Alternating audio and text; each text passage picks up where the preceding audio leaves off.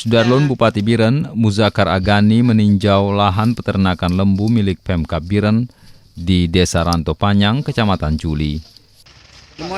Saat ini tercatat 50 ekor lembu yang diternak di sini merupakan bantuan pemerintah pusat dan 9 diantaranya merupakan pengembangan. Muzakar berharap lahan peternakan ini menjadi contoh bagi masyarakat dan sebagai tempat praktik mahasiswa peternakan maupun peternak.